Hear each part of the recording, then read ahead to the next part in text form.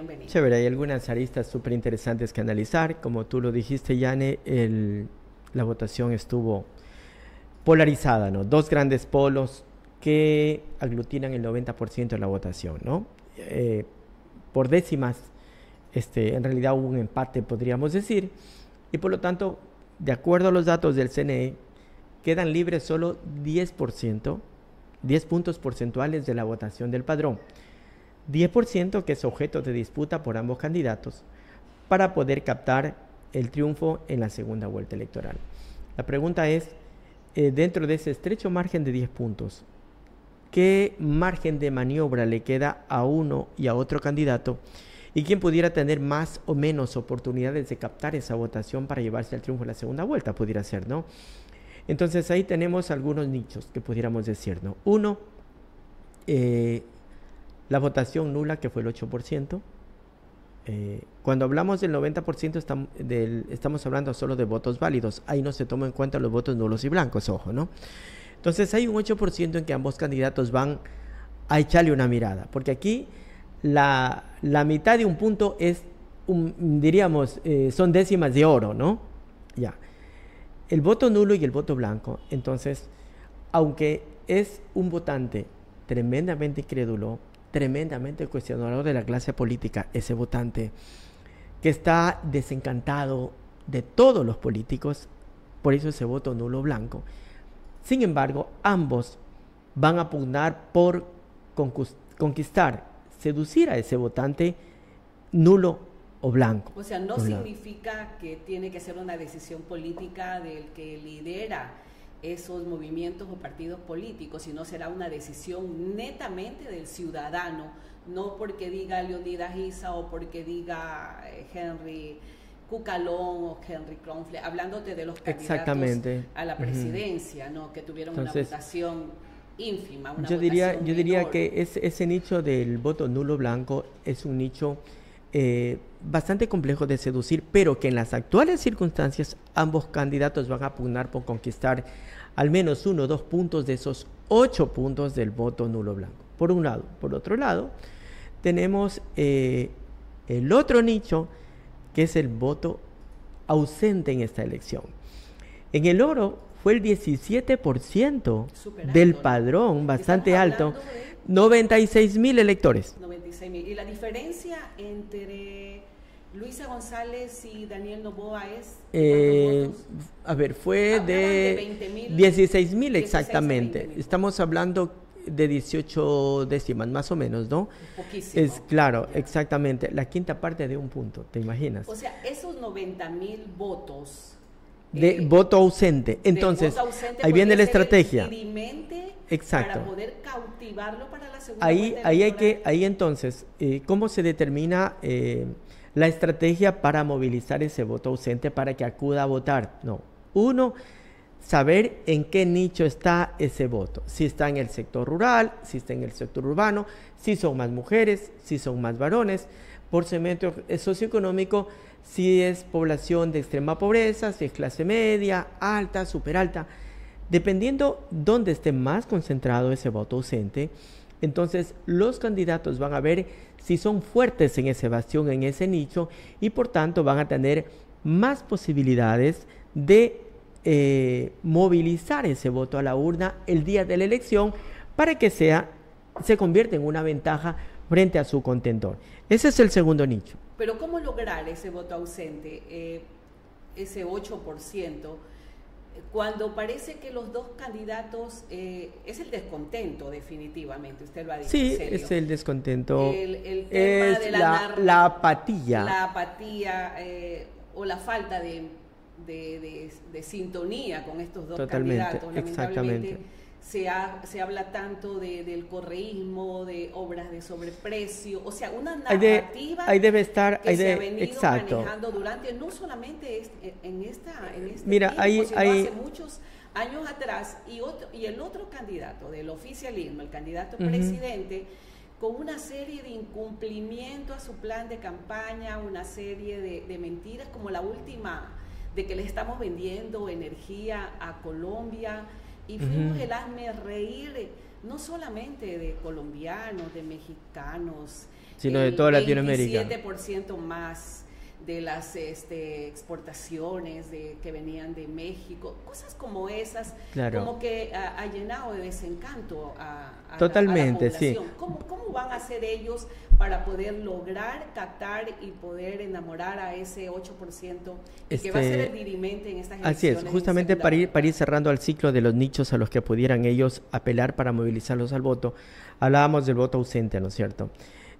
Si es que Luisa González determina que en la población de clase baja está mayor concentrado el ausentismo, entonces, y siendo ese un bastión de Luisa, pudiera tener más posibilidades de movilizar ese voto. Si es que ese voto está más concentrado en la clase media y alta, que son bastiones de Noboa, de Daniel Noboa, entonces es posible también que él tenga más posibilidades.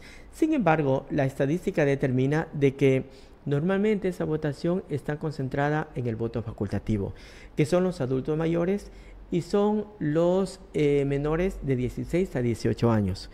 En ese caso, hay posibilidades de ambos candidatos que movilicen. Por otro lado, también es votación rural que no acudió a las urnas y que, por lo tanto, si Revolución Ciudadana tiene su bastión en el voto rural, también va a tener más posibilidades de movilizar ese voto. Ahora, nos quedan otros nichos, que son los otros candidatos.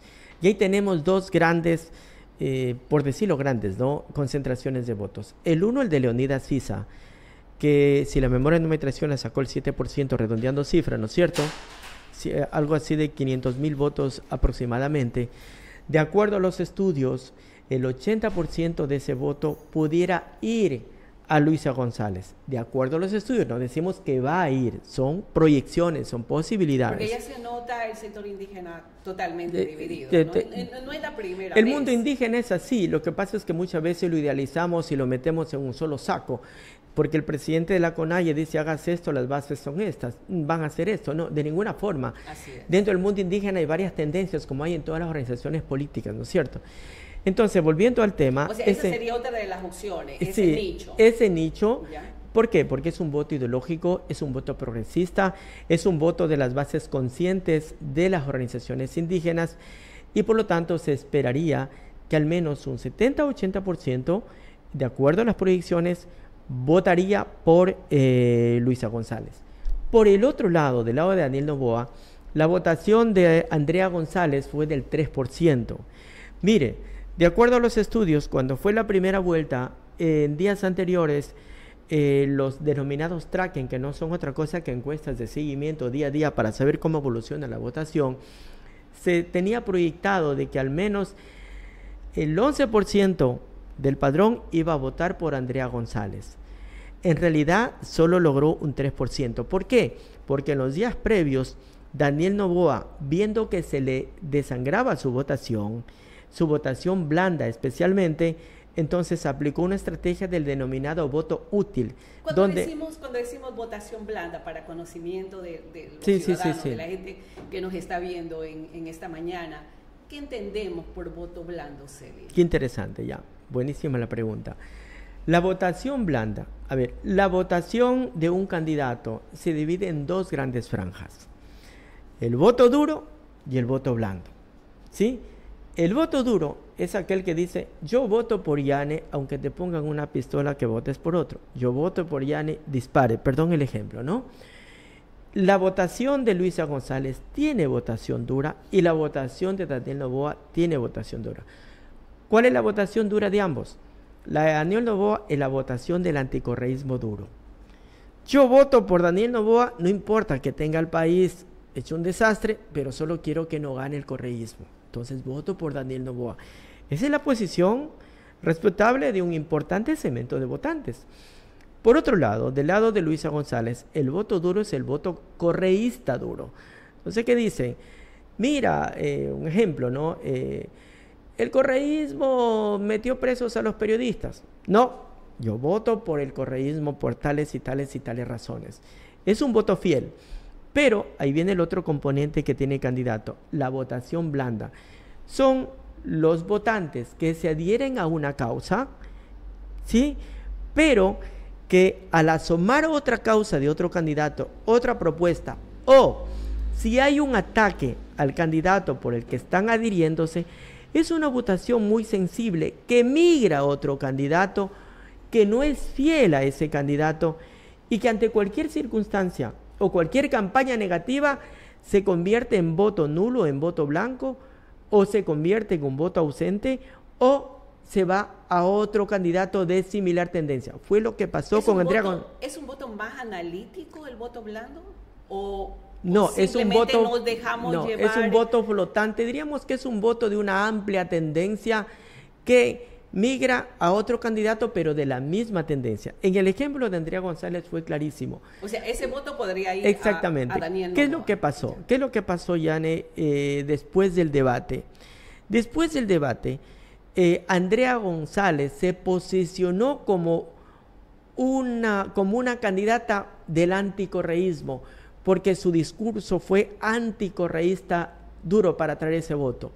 Oh, sorpresa. De acuerdo a los análisis y a las estrategias que se conoce, ella fue predestinada a hacerle daño a Luisa González para favorecer a la candidatura de Daniel Noboa. Pero oh sorpresa, que se le convirtió en un boomerang a la campaña de Daniel Noboa, porque terminó absorbiéndole votación blanda a Daniel Noboa y empieza a bajar Daniel Noboa. De acuerdo a las proyecciones, Andrea González iba a captar el 11% ya en el día de la votación. Entonces, sin embargo, perdón un ratito para cerrar, sin embargo, al ver que empezó a bajar el voto blando de Daniel Noboa, él empezó una campaña fuerte en redes del voto útil para decir, a ver, soy el único que le puede ganar al correísmo, y por tanto, muchos de los que iban a votar por Andrea volvieron a votar por Daniel Noboa, y de ahí los resultados. Entonces, según el análisis, Celio, ese 3% podría votar por Daniel Noboa. Entonces, las encuestas que se manejaban con una votación superior de Daniel Noboa de 4, 5 o hasta 6 puntos más que Luisa González, significaba que definitivamente no estuvieron erradas. Más bien fue Andrea González la que le quitó el voto, esa votación fuerte totalmente al candidato Daniel Noboa. Yo pienso que hubo dos cosas. Sí hubo una estrategia de parte de Daniel Noboa para posicionar que iba arriba. ¿Por qué? Porque para él era útil generar un ambiente de ganador para que no se le vaya a votación blanda. ¿Fue una estrategia, el exit poll también, a boca de urna, lo que sucedió luego de terminadas las elecciones el 9 de febrero? Yo pienso que parecería ser que sí, porque a mi juicio fue parte de todo un encuadre, de construir todo un marco triunfalista capaz de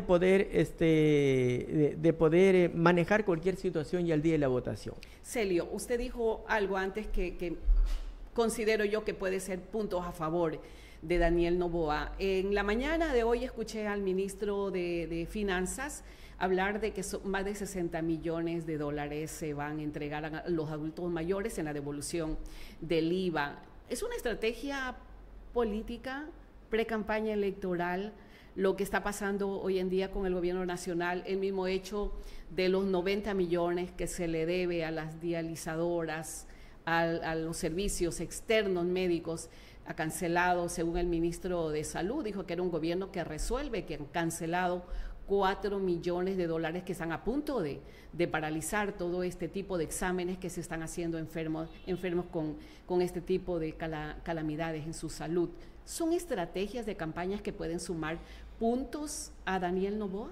Es lamentable de que sea una estrategia electoral pagarles a las dializadoras cuando en 2024... 4 millones nada más. Cuando el 2024... Hoy en la mañana dijeron... las cifras del Ministerio de Salud revelan de que en el 2024 murieron 1,000 pacientes que tenían diálisis porque no se les pagó a las dializadoras. O sea, me parece que no encuentro el calificativo perfecto, perverso, de que se utilice como estrategia política cuando el presidente ha tenido más de un año en el poder para poder subsanar las cuentas con todos los proveedores del sistema de salud. Pasó con Solca. Mire, centenares de pacientes. Solca tuvo que eliminarlos de los convenios con el Ministerio de Salud Pública porque Solca ya no tenía presupuesto y porque el gobierno no le pagó y siempre le está pagando atrasado a Solca. Sin embargo, sí duele en el alma de que la esposa del presidente, Lavinia Balbonesi, aparezca con niños que padecen cáncer, aparezcan en videos públicos ahora en la campaña, lo cual para empezar es prohibido por el Código de la Niñez y Adolescencia y segundo por el Código de la Democracia. Pero aquí ninguna institución de control sirve para establecer controles, pero me parece bien perverso y nauseabundo de que se utilice esos recursos. Sí, pero lo están haciendo, definitivamente, y eso le puede parecer bien a los ciudadanos. A eso yo voy. Más que nada al adulto mayor, y usted sabe que hay un porcentaje súper elevado de adultos mayores que que en primer lugar no están afiliados al Seguro Social, no reciben una jubilación. Entonces, bienvenido sea ser ese dinero, y de alguna forma eso va a sumar. Pero también hay que tener cuidado con esas estrategias, Yane. ¿Por qué hay que tener cuidado? Porque puede convertirse en un boomerang. Yo le estoy seguro de que los videos donde la primera dama aparece con los niños con cáncer le va a resultar un boomerang, porque hoy en día con las redes sociales tenemos un votante, así como hay un votante escéptico, también hay un votante crítico. Muchos pensarían que hoy la campaña en redes es como tener una manada de borregos que apareces en TikTok bailando reggaetón y la gente va a votar por ti. Una parte es posible, pero también hay un voto crítico que la verdad está harto de estas prácticas porque lo relaciona con la clase política tradicional. Y se entendería que el posicionamiento de Daniel Noboa está alrededor del no político tradicional. Y cuando aparece con estas prácticas, ya entra dentro del político tradicional contra el cual él está combatiendo. O sea, definitivamente la vieja aparece como una contradicción. La vieja política de que él dice que está dejándola atrás. Totalmente de acuerdo. El nuevo Ecuador definitivamente, lamentablemente, sus acciones demuestran para responder a la pregunta todo lo suya, contrario. Pero Yane, también hay otro tema, Celio, como por ejemplo la vinculación del candidato, que no es candidato, que eso es lo que nos llama la atención, ¿no? El alcalde de Guayaquil, Aquiles Álvarez, ¿cierto? La vinculación a este tema, a este caso AAA, donde tenemos una fiscalía selectiva. Lamentablemente tenemos una fiscalía selectiva porque no hemos escuchado que la fiscalía de oficio diga, bueno, voy a investigar a AAA y también voy a investigar qué pasa con la bomba de gasolina del hermano del presidente Daniel Noboa, donde este señor, este caballero que también fue candidato a la presidencia, Pedro Granja, hizo graves denuncias y con pruebas de que también se está traficando con el combustible en una bomba de gasolina del hermano del presidente Daniel Noboa. Todo esto, de alguna forma, también perjudican, en este caso, a la Revolución Ciudadana, porque están vinculando a Aquiles Álvarez, que es un alcalde que llegó de la Revolución Ciudadana. Verá, en el análisis de la estrategia político-electoral perjudica a ambas tendencias. ¿Por qué? En primer término, porque preguntémonos por qué hace esto el gobierno a través de la fiscalía con el alcalde de Guayaquil. A ver. Pero no es el único gobierno. No, yo sé, no, pero no podemos tener memoria selectiva también. Sí, usted sabe que esto ha venido de todos los gobiernos. Totalmente de acuerdo, pero analicémoslo en el marco de la coyuntura electoral, porque a eso obedece, ¿no es cierto? Así es. Son esas las secretas intenciones que están atrás y es lamentable que se utilice la fiscalía. 1. Dos grandes polos sostienen la candidatura de Daniel Noboa. 1, el voto anticorreísta. Por eso él, desde que entró a la presidencia, ha sido un fuerte atacante de toda forma de correísmo. ¿Por qué? Porque el votante anticorreísta tiene importantes cifras. De acuerdo a los estudios, el voto anticorreísta duro está en el 25%, el voto anticorreísta duro. Por lo tanto, para él es estratégico atacar al correísmo para mantener esa votación dura a su favor. De hecho, le ha dado resultados, utilizando las instituciones. El análisis del ataque al alcalde de Guayaquil hay que hacerlo dentro del marco de esa estrategia. Punto 2. Por otro lado, él, al atacar al alcalde de Guayaquil, que es un líder visible del correísmo en una plaza tan importante que es la de él, es su bastión. Una población tan grande. Exacto, de acuerdo al tamaño electoral. Y que tiene mucha decisión totalmente el día de del acuerdo. voto, ¿no? Entonces, busca también frenar el crecimiento de Luisa González. Sin embargo, en ese afán de hacer daño a Luisa González, el presidente está buscando contener la migración de voto blando que se le puede estar yendo en estos momentos, porque todavía no se ve una estrategia clara de su candidatura de cara a la segunda vuelta electoral. Lo que vemos es la misma estrategia de la primera vuelta en el caso del presidente. La estrategia más adecuada debiera ser demostrar gestión en el tema de seguridad, demostrar resultados en el tema de la gestión gubernamental. Sin embargo, como usted se da cuenta, en todas las instituciones tenemos un grave problema de que el gobierno no resuelve. No resuelve en el fondo. Usted ve el tema del registro civil, ve el tema del IES, aunque se diga que es una institución autónoma, ve el tema de otros problemas irresueltos que se mantienen. Entonces, el presidente ya está posicionado dentro del marco del electorado como un presidente, como una administración que no ha resuelto los problemas de fondo del país. Por eso es que recurre a estrategias de sostenerse en el voto anticorreísta. El otro polo que lo sostiene es el voto joven. Por eso es que, mire, el 60% de los electores son votantes de 16 a 42 años, cuyo medio de comunicación son las redes sociales, en especial Instagram y TikTok. El presidente hizo un contrato multimillonario de $12 millones en noviembre del año pasado para la campaña de fondos públicos para financiar medios de comunicación tradicionales y toda una red de influencers. De acuerdo a los estudios de los observatorios de gasto electoral, el presidente gastó $2,5 millones solamente en Instagram y en TikTok, versus 300,000 de la otra candidatura de Luisa González. Como usted ve... O sea, es un gasto millonario. ¿Por qué razón? Porque para el presidente es estratégico sostenerse en el voto joven que no tiene referencia de otros gobiernos. Pero un voto joven que está despertando. Por supuesto. Un voto joven que lo hemos visto muy activo en los últimos días y que es también analítico y que está atrás de las causas. Por naturaleza el voto joven ya no es un voto cuestionador, ¿no? Cuando ve Celio a su familiar, a su padre, a su madre, a su tío, a su abuelo, que no lo atienden en el Seguro Social, que va al hospital y no hay medicina, que requieren urgentemente hacerle la diálisis a su familiar.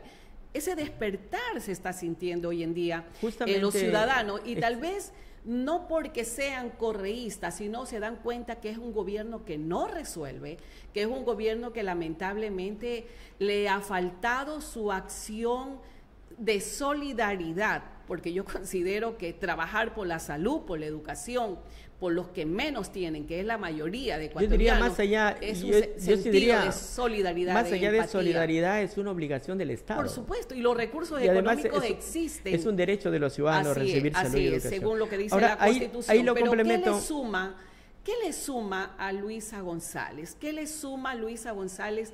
¿Qué usted cree? Yo creo que hemos hecho un análisis muy interesante, es saber que con toda la campaña electoral, con toda la inversión que pueda hacer el candidato presidente Daniel Noboa, quizás no pueda captar esa sintonía, esos votos que requiere para llegar a una segunda vuelta. Pero, ¿qué es lo que tiene a favor Luisa González? Ahí tiene un grave problema el presidente para empezar a analizar ambas candidaturas.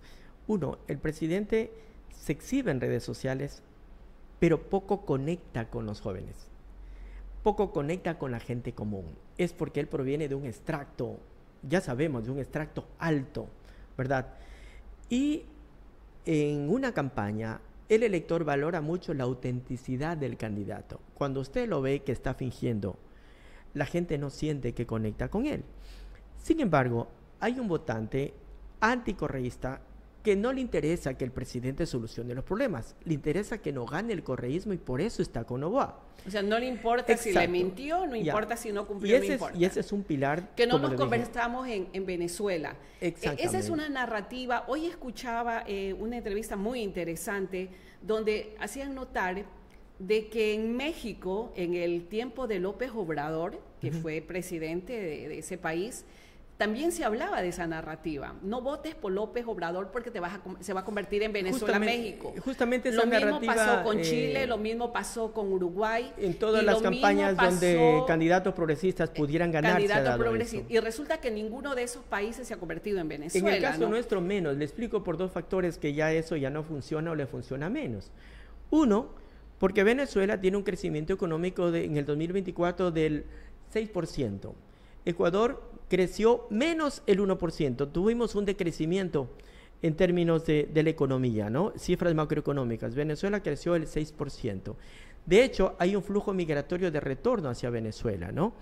Dos, el propio presidente Donald Trump ha validado al gobierno de Nicolás Maduro, para empezar. Tres, el presidente Daniel Noboa, 8 días antes de la primera vuelta, trajo a Edmundo González para poder captar ese voto del cuco de Venezuela y de Maduro. Pero en esos días justamente el gobierno de Estados Unidos envía un enviado especial a entrevistarse con Maduro y se cayó esa narrativa por sí misma. Pero de tropezón en tropezón el presidente Daniel Noboa. Qué pena, qué lamentable, ¿no? Entonces ¿Qué es lo que tenemos, más que nada por tiempo? Sí. ¿Cuáles son los puntos a favor que tiene Luisa González? Yo creo que tiene muchísimos, pero quiero que usted me lo diga. El hecho de tener un gobierno, un candidato que definitivamente lo que ha hecho es prometer y nunca cumplir. Ahorita en esta campaña... Y no solo eso, sino decir tantas mentiras y creer que los ecuatorianos no tenemos la capacidad de discernimiento para saber qué está bien o qué está mal. Ahí hay el blanco de esta campaña en la segunda vuelta, ya se focaliza en la gestión del presidente. Entonces, ahora sí Luisa González tiene un flanco de ataque de todos los 4 costados que tiene el presidente en el término de gestión gubernamental. Porque como hemos dicho, y lo que lo diga la gente, poco o nada funciona de la gestión del Estado en todas las instituciones. Antes habían 14 candidatos, ahora solo hay 2. Y por lo tanto, creo, la estrategia de Luisa González será demostrarle a la gente de que la gestión gubernamental no funciona y no resuelve los problemas, empezando por los de la seguridad, empezando por el tema del empleo, empezando por la economía. Tenemos que tener claro que son 8 años del mismo modelo que no se ha gobernado y que está haciendo agua por los 4 costados. Por lo tanto, entiendo que la campaña de Luisa González va a focalizar en visibilizar con mayor crudeza de que el presidente no resuelva. Por el contrario, el presidente está sumiendo en una catástrofe al país. Esa es una estrategia por el lado que le va a permitir crecer a Luisa González. Lo otro es apelar a la esperanza, apelar al futuro, apelar a la unidad del país, conquistar al voto blando de Noboa, al voto anticorreísta blando, haciéndole creer que el país está harto de correísmo y anticorreísmo, y que las consecuencias las estamos viviendo, y que es la hora, por el contrario, de poner una camiseta del Ecuador, la tricolor, para sacar adelante a la nación, y hacerle sentir a la gente de que estamos en un momento histórico, de que tenemos que apostarle a la esperanza, de que tenemos que apostar al futuro, y que le demos la vuelta a la polarización, a la división y al odio, porque en realidad a eso nos ha traído todo ese plan que se ha posicionado en todos estos 8 años. Por el lado de Noboa, ¿qué le queda? Al presidente le queda solo jugarse una carta. En estos 60 días, tratar de resolver los máximos problemas posibles que no resolvió en 1 año y medio, y eso es tremendamente complejo. Mire lo que acaba de pasar con el ministro del Interior. Lo nombra el ministro del Interior a un general de policía tremendamente cuestionado por los 4 costados. Y vinculado. De tener vínculo presuntamente con las organizaciones delictivas. Y tuvo que, por la fuerza de la crítica en redes sociales, de la presión ciudadana, cambiarlo a los 6 días. Entonces, ¿qué está demostrando? Que el presidente improvisa, o que al presidente le mienten, o el presidente está en una burbuja. O no tiene asesores. Exactamente. Definitivamente. O bien los asesores, o bien el presidente es posible que no les esté haciendo caso a los asesores y solo se maneje con el olfato. ¿Usted considera que sería un punto de inflexión el día que se siente Daniel Noboa y Luisa González en un debate presidencial? Ese es el otro punto. De hecho, el país estará esperando eso. Y yo pienso que muchos votantes nulos y blancos y muchos de los votantes ausentes que no fueron a la primera elección puedan verse motivados después del debate que se va a ver del cara a cara, donde ahora sí el presidente y Luisa González van a tener que mostrar al país todas sus cartas y convencerlo de que una de esas dos tesis son las que va a sacar al país de la situación que nos encontramos. Muchísimas gracias, mi querido Celio Rosario Chamba, catedrático universitario, analista político, invitado el día de hoy para analizar los pros y contras de los dos candidatos que van a la segunda vuelta para el próximo 13 de abril. Mañana quiero invitarlos para que me acompañen. Una vez más estaremos hablando del servicio urbano de la capital de los orenses, de Machala. ¿Es negocio o no es negocio ya esta actividad de la transportación con el abogado o con el ingeniero Fernando Apolo, nuestro invitado del día de mañana? Un abrazo, amigos, y que tengan un maravilloso lunes. Gracias, Janet.